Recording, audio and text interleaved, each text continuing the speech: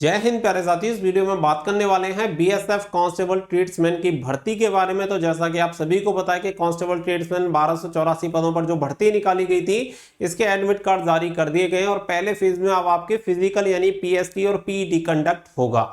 इसमें कौन कौन से डॉक्यूमेंट्स आपको चाहिए और फिजिकल में कौन कौन सी चीजें आपकी करवाई जाएंगी, ये आप सभी के लिए जानना बहुत ज्यादा जरूरी है।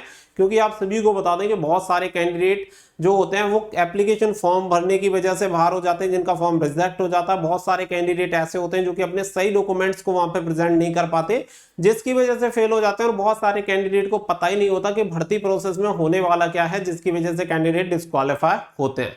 तो देखिए, ये वीडियो आपके लिए इसलिए ज्यादा जरूरी है क्योंकि इस बार भर्ती में बहुत सारे चेंजेस हुए हैं और हर बार बीएसएफ कह कुछ रहा है हो कुछ और रहा है। तो इसीलिए मैं आप सभी को बता रहा हूं क्योंकि यहाँ पे एक बदलाव देखने के लिए मिला है जो कि इस वीडियो में मैं आपको शेयर करूंगा।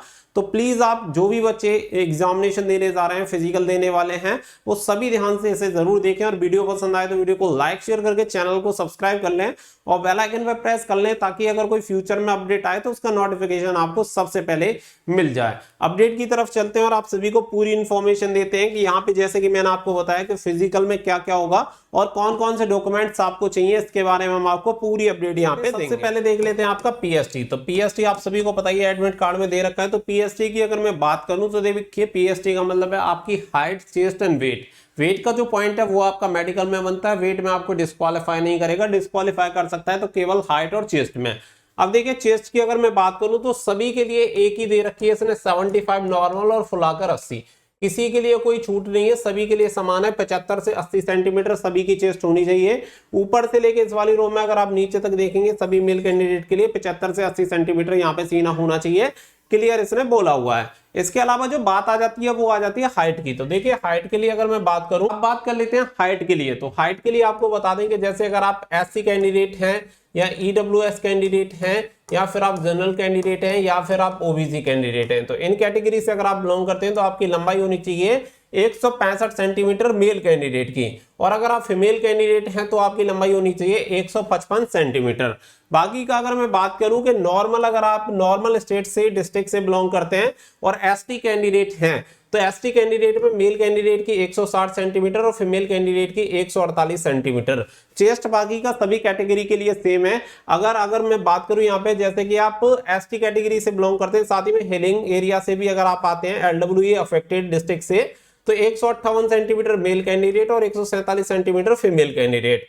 और अगर मैं बात करूं ऐसे कैंडिडेट जो एसटी कैटेगरी से बिलोंग करते हैं और नॉर्थ ईस्टर्न स्टेट से आते हैं, तो 155 सेंटीमीटर हाइट होनी चाहिए मेल कैंडिडेट और 147 सेंटीमीटर हाइट होनी चाहिए फीमेल कैंडिडेट। साथ ही में ऐसे कैंडिडेट जो गढ़वाली, कुमायूं या डोगराज, मराठास कैंडिडेट हैं और वो बिलोंग करते हैं स्टेट जैसे असम, हिमाचल प्रदेश और union territory of Jammu and Kashmir and Ladakh से, तो उनकी लंबाई होनी चाहिए 162.5 सेंटीमीटर और यहाँ पे फीमेल कैंडिडेट की होनी चाहिए 152 सेंटीमीटर। बाकी का नॉर्मल जो कैंडिडेट बिलोंग करेंगे hailing from the north eastern state से, अरुणाचल प्रदेश से, मणिपुर से, मेघालय, मिजोरम, नागालैंड, सिक्किम से, तो मेल कैंडिडेट 160 सेंटीमीटर और फीमेल कैंडिडेट 150 सेंटीमीटर लंबाई होनी चाहिए। बाकी का कुछ कैंडिडेट की ऑल यहाँ पे दिया गया है, कुछ डिस्ट्रिक्ट यहाँ पे बताए गए हैं, उन डिस्ट्रिक्ट से अगर बिलोंग करते हैं तो 155 सेंटीमीटर मेल और 150 सेंटीमीटर फीमेल कैंडिडेट की लंबाई होनी चाहिए। बाकी का सीना ऑलरेडी मैं आप सभी को बता ही चुका हूं कि नॉर्मल 75 होना चाहिए और फुलाकर 80 सेंटीमीटर यानी कि 5 सेंटीमीटर का फुला होना चाहिए। और सभी कैटेगरी के लिए सेम रखा गया है, इसमें कोई भी डिफरेंस आपके लिए नहीं रखा गया है। आगे अगर मैं बात करूं यहाँ पे फिजिकल के बारे में यानी कि पीईटी, तो देखिए पीईटी में केवल आपका एक ही इवेंट यहाँ पे होगा, वो है आपकी रनिंग। यानी कि केवल आपसे रनिंग करवाएगा, हाई जंप, लॉन्ग जंप वगैरह कुछ भी नहीं होना है। अगर आप मेल कैंडिडेट हैं तो आपकी जो दौड़ होगी 5 किलोमीटर की दौड़ आपको 24 मिनट में कंप्लीट करनी होगी। अगर आप फीमेल कैंडिडेट हैं तो 1.6 किलोमीटर की रनिंग 8 मिनट 30 सेकंड में आपको कंप्लीट करनी होगी।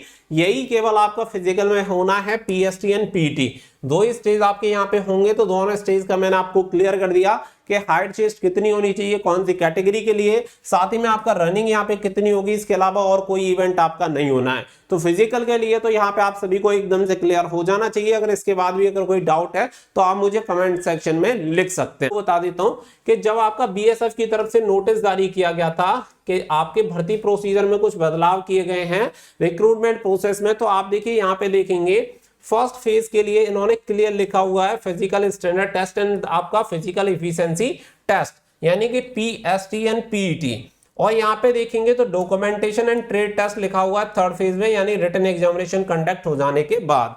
अब लेकिन यहाँ पे आपको कुछ बदलाव दिखाता हूँ, बदलाव क्या है वो भी आप सभी को भी क्लियर हो जाएंगे। तो आगे बढ़ते हैं। यहाँ पे क्लियर ये ध्यान रखिएगा कि नोटिस में केवल पीएसटी एंड पीईटी आपको बोला गया। अब देखिए जो आपका एडमिट कार्ड है ये उसकी इंस्ट्रक्शन है, instruction for candidate regarding first phase of examination, ये आप सभी को दिया हुआ है।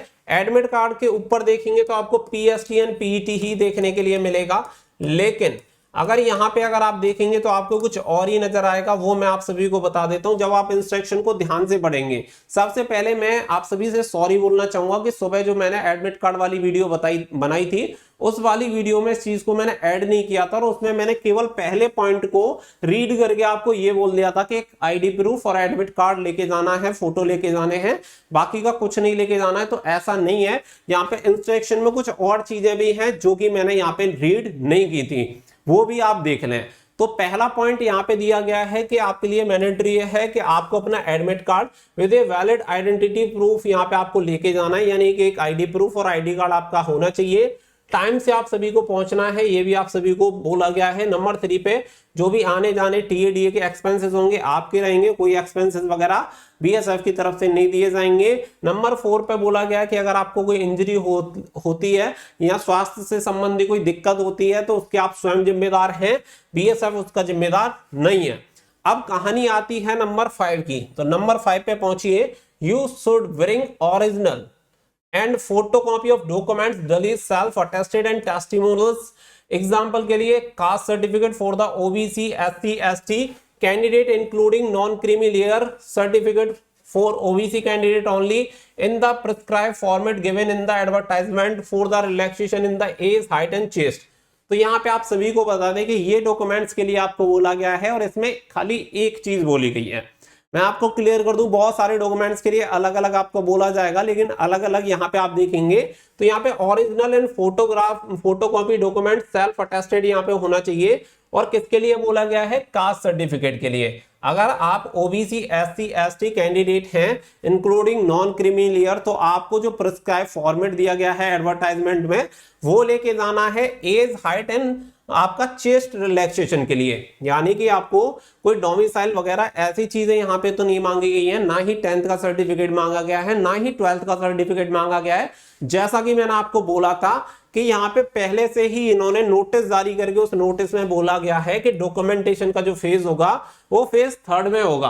तो डॉक्यूमेंटेशन तो ये चेक नहीं कर सकते, लेकिन यहाँ पे डॉक्यूमेंट इन्होंने इसलिए मांगा है क्योंकि बहुत सारे कैंडिडेट ऐसे भी होंगे जिन्होंने उम्र में छूट ली है, कुछ कैंडिडेट ऐसे होंगे जो एसटी कैंडिडेट हैं जिन्हें लंबाई में छूट चाहिए, सीना में छूट चाहिए। तो उसके लिए यहाँ पे केवल और केवल आपको कास्ट के ऊपर ही उम्र में हाइट में छूट दी जाती है। तो आपका जो कास्ट सर्टिफिकेट होगा वो वहां पे आपको लेके जाना है। तो अगर आप ओबीसी कैंडिडेट हैं तो भी, एससी कैंडिडेट हैं तो भी, एसटी कैंडिडेट हैं तब भी, तो सभी कैंडिडेट अपने साथ कास्ट सर्टिफिकेट जरूर लेके जाएंगे, केवल जनरल कैंडिडेट को छोड़ के, क्योंकि जनरल कैंडिडेट का कोई कास्ट सर्टिफिकेट नहीं होता। इसके अलावा यहाँ पे और किसी डॉक्यूमेंट्स के लिए नहीं बोला है। और सेल्फ अटेस्टेड यानी स्वयं प्रमाणित खुद के सिग्नेचर हुए होने चाहिए, उस पर एक फोटोकॉपी लेके जाएं, एक की जगह 2 लेके जाएं। चलो, अब ये तो हो गई आपकी बात कि यहाँ पे आपको डॉक्यूमेंट्स के लिए नहीं बोला है, लेकिन फिर भी मैं आपकी सहूलियत के लिए और आपके फायदे के लिए एक चीज बोल देता हूं। कभी भी फिजिकल सेंटर के अंदर जाओ, एग्जामिनेशन सेंटर के अंदर जाओ या मेडिकल देने जाओ, हमेशा आपका सिर्फ एक टारगेट होना चाहिए। उसके अंदर एंटर होने से पहले मैं इसके अंदर जा रहा हूं, फाइनल रिजल्ट के साथ बाहर आऊंगा, बीच में किसी चीज के लिए मुझे दोबारा ना दौड़ना पड़े, तो ऐसी कंडीशन के साथ आपको जाना है। तो अपने फोटो वगैरह जो भी हैं वो कैरी करके लेके जाने हैं। दूसरी बात, 10th की मार्कशीट या आपके पास जो भी उसका पासिंग सर्टिफिकेट है, अलग अलग है तो और एक ही साथ है तो बिल्कुल लेके जाइएगा। डोमिसाइल है तो लेके जाइएगा, नहीं है तो मत लेके जाना। कास्ट सर्टिफिकेट है जरूर लेके जाना, आधार कार्ड है जरूर लेके जाना, फोटो है जरूर लेके जाना। ये सारी चीजें वहां पे लेके जाना, क्योंकि अगर वहां पे आपसे मांगेगा तो पता नहीं उनका कुछ भी हो जाता है कभी भी कि किसी भी डॉक्यूमेंट में आपके में कोई मिस्टेक है, कुछ भी है, तो कम से कम दूसरा डॉक्यूमेंट दिखा के फिजिकल तो दे पाओगे, और वही आपके लिए जरूरी होता है, हर हाल में फिजिकल देकर ही वापस आना है, ये चीज याद रखना। तो इसलिए अपनी 10th की मार्कशीट, 12th की मार्कशीट तो लगाने की जरूरत है नहीं, वैसे डोमिसाइल और कास्ट ये सारी चीजें लेके जाना है। इसके अलावा नीचे देख लेते हैं, तो नीचे आप सभी को बोला गया है, देखिए नीचे आपको बोला गया है कि जो भी कैंडिडेट जाएं वो अपने साथ इस हिसाब से प्रिपेयर होके जाएं कि वहां पे 1 से 2 दिन आपको लग सकते हैं सिलेक्शन प्रोसेस में, हालांकि लगते नहीं है लेकिन फिर भी आपको बोला जाता है।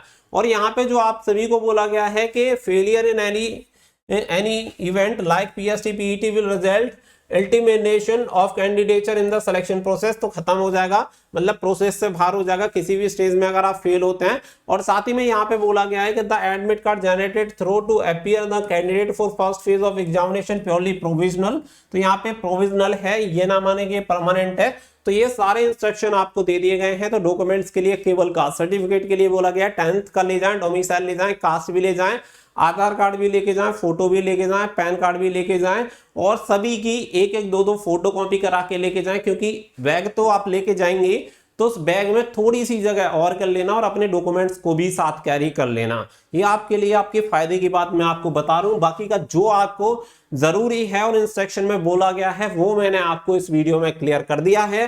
फिजिकल में क्या होना है वो भी आपको क्लियर कर दिया। साथ ही में मैं एक रिक्वेस्ट करना चाहूंगा कि आपका फिजिकल कौन सी डेट को और कहां पर होने वाला है ये कमेंट सेक्शन में मुझे जरूर बताइएगा, जिससे कि ये पता लग पाए कि कौन कौन से फिजिकल सेंटर पर फिजिकल होने वाले हैं और कौन सी डेट से लेके कौन सी डेट तक आपके फिजिकल चलेंगे। इसलिए सभी बच्चे कमेंट सेक्शन में ये जरूर बताएं।